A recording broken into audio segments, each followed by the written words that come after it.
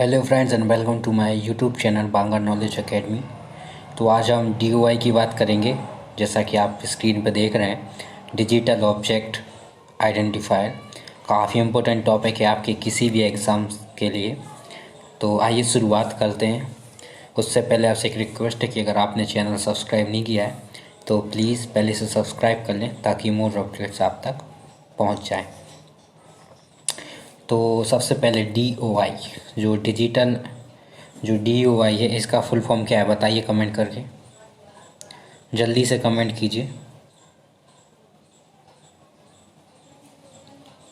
I hope कि आपने comment कर दिया होगा। तो इसका जो राइट है, DOI का फुल फॉर्म है डिजिटल ऑब्जेक्ट आइडेंटिफायर। इसमें से हमेशा फुल फॉर्म पूछते हैं तो इसको याद रखना है। इसका फुल फॉर्म है डिजिटल ऑब्जेक्ट आइडेंटिफायर।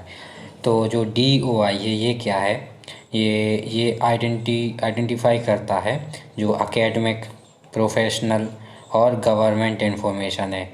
जैसे कि आर्टिकल्स हो गए, रिसर्च रिपोर्ट हो गई, डेटा सेट हो गए और अदर पब्लिकेशंस हो गए। तो जैसे कि जो जर्नल्स होते हैं, जो आर्टिकल्स होते हैं, है ना, तो उसको हम DOI के थ्रू आइडेंटिफाई कर पाते हैं। ये एक यूनिक नंबर होता है। अब बात करते हैं जो DOI है ये लॉन्च कब हुआ था, 1998 में। किसके द्वारा?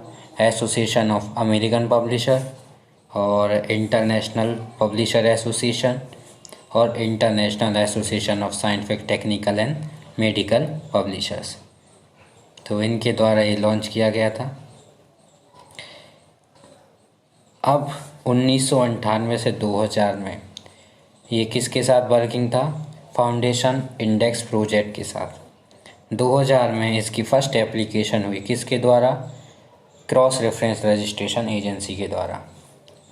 इन्होंने जो इलेक्ट्रॉनिक डॉक्यूमेंट थे उसका साइटेशन किया था।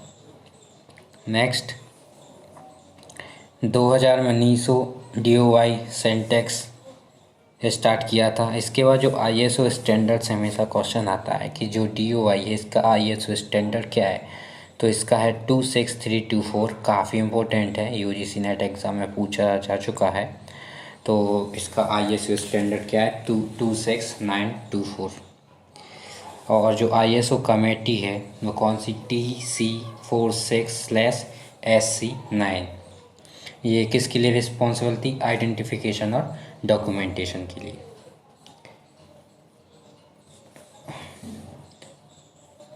इसके बाद DOI system made up of 4 parts. कौन कौन से हैं? आइडेंटिफायर, दूसरा है रिजोल्यूशन, तीसरा है मेटा डेटा, चौथा है पॉलिसी। जो आइडेंटिफायर होता है इसमें क्या होता है? इसमें अल्फ़ा न्यूमेरिक होता है। और जो रिजोल्यूशन होता है इसमें इंटरनेट प्रोसेस रिलेटेड काम किया जाता है। और जो मेटा डेटा इसमें देखते हैं, इसमें वो चीज़ें आती हैं कि कौन रिस्पॉन्सिबल है इसको मेटा डेटा क्रिएट करने में। और पॉलिसीज़ में पता है कि जो फाउंडेशंस है उसके क्या क्या एडमिनिस्ट्रेशन रूल्स हैं, तो इसको चलाने के लिए क्या क्या उसकी पॉलिसीज़ हैं, तो उस चीज़ को इसमें रखा जाता है।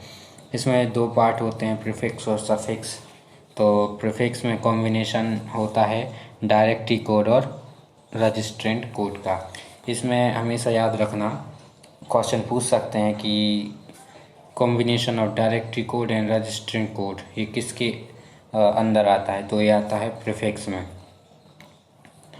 ठीक है, इसमें क्या है, जो क्रिएटिंग ऑर्गेनाइजेशन है उसको आइडेंटिफाई करते हैं। सफिक्स क्या है? Made up of DOI।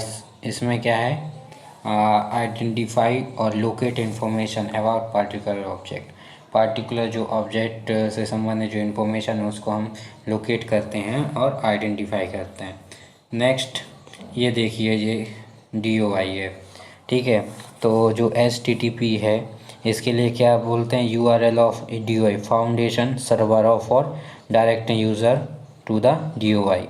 और इसके बाद है 10 देख रहे हैं आप, जो DOI डायरेक्टरी है और रजिस्ट्रेंट 1037 में है। और जो ऑब्जेक्ट रिसोर्स क्या है लास्ट में देखिए, RAC और 00014 लिखा हुआ है। और नई गाइडलाइंस आई थी जो 2018 में, तो इसमें क्या हुआ, जो DX है ये इसको हटा दिया गया था। न्यू गाइडलाइंस 2018 में आई थी और ये किसने, हैगिंस ने दी थी।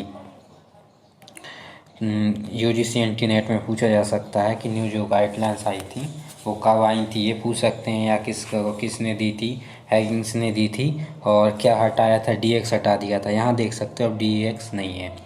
तो और जो यहाँ पे जो URL DOI फाउंडेशन सर्वर था उसका नाम चेंज हो गए, रिसॉल्वर सर्वर कर दिया। याद रखना ये चीज़। और बाकी तो ठीक है, प्रीफिक्स और सफिक्स आप देख ही रहे हैं। तो इसके बाद है, शॉर्ट में मैंने लिख दिया था ताकि ये आपको इजी रहे। तो डायरेक्टर इसके कौन है, नॉर्मन पास्किन थे। प्रीफिक्स डायरेक्टिव और रजिस्ट्रेंट, और सफिक्स में ऑब्जेक्ट रिसोर्स। और DOI की जो रजिस्ट्रेशन एजेंसीज है वो कौन कौन सी हैं, तो है content directions, copyright agencies limited, cross reference, NPI streams, long INC, MEDRA, Nielsen book data, RR बाउकर, TSO, AIRITI, ONKI, data site और किस्टी। और जो इंडेक्स कंटेंट मॉडल है ये किस में यूज़ होता है, रिप्रेजेंटेशन ऑफ मेटा डेटा। तो ये था हमारा DOI। अब इससे मैं आपसे क्वेश्चन पूछता हूँ, आप कमेंट करके बताइए। सबसे पहला क्वेश्चन मैं पूछता हूँ कि जो DOI इसका फुल फॉर्म क्या है, जल्दी से कमेंट कीजिए। ठीक है, ये हो गया। इसके बाद दूसरा क्वेश्चन बनता है जो DOI है ये कब इस्टेब्लिश हुआ था, तो 1998 में इस्टेब्लिश हुआ था। और कितने पार्ट में है, 2 पार्ट में, प्रीफिक्स और सफिक्स में। प्रीफिक्स में क्या क्या आता है, कॉम्बिनेशन ऑफ डायरेक्टिव और रेजिस्टेंट, है ना। हाँ, और ये एजेंसीज थी। तो आई होप कि DOI आपका कवर हो गया होगा। अगर आपको लगता है कि इसमें कुछ करेक्शन की ज़रूरत है या कुछ और भी, तो आप अपना व्यूज़ रख सकते हैं। मैं हमेशा आपके लिए अलाउ करता हूं कि अगर कोई इसमें मिस्टेक हो या कोई भी सजेशन हो तो आप प्लीज़ कमेंट करके बताइए। अगर कोई मिस्टेक होगी तो मैं नेक्स्ट वीडियो में उसको सुधार दूंगा। तो मिलते हैं हमारे अगले नेक्स्ट वीडियो में। पर इससे पहले रिक्वेस्ट है कि प्लीज़ सब्सक्राइब कर लीजिए और चैनल को लाइक और सब्सक्राइब कर दीजिए।